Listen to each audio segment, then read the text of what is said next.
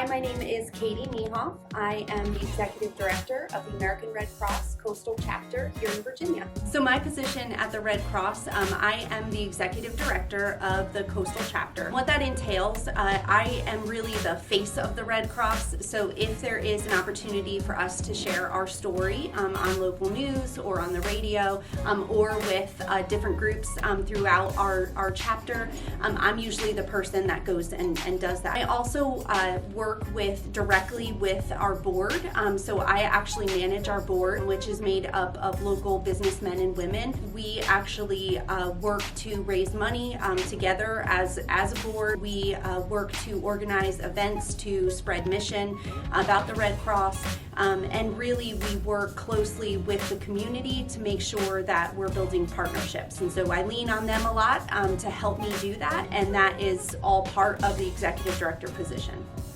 So the American Red Cross, we have several different lines of service. The one that we're probably most famous for and most people know the most about is our blood donation, or biomed.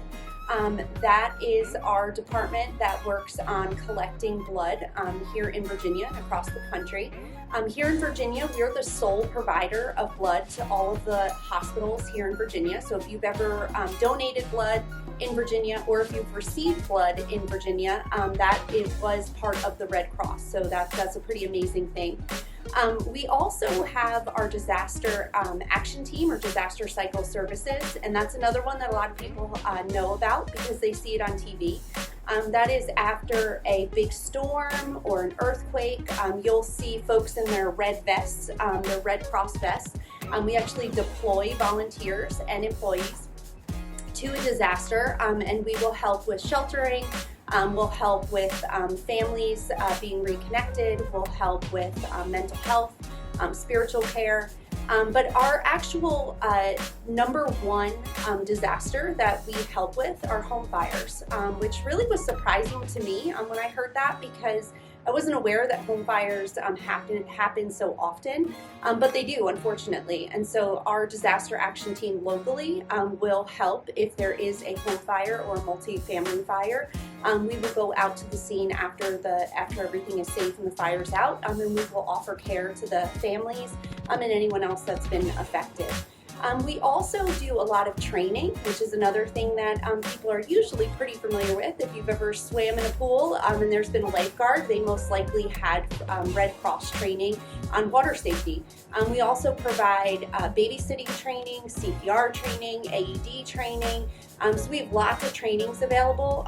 Some of those trainings are offered for free, and some of those trainings come with a price if there is a certification involved. Another line of service is our international line of service, and those are folks that actually will deploy internationally to help with a humanitarian crisis that's happening in anywhere in the world. There's been some things in the news lately where you may have seen Red Crossers in their vests in an international setting that might not be the Red Cross, it might be the Red Crescent, but it's all the same organization, just has a little bit different of a name. We also help internationally with immunizations, so there are times when we will deploy Red Crossers to go to foreign countries and help immunize people that are in need of that medication. We also have a line of service for service to armed forces. Here in Hampton Roads, we have such a large population of military men and women. We really do a lot to help them prior to deployment, while they're deployed, and then when they return home. We also offer services to their families.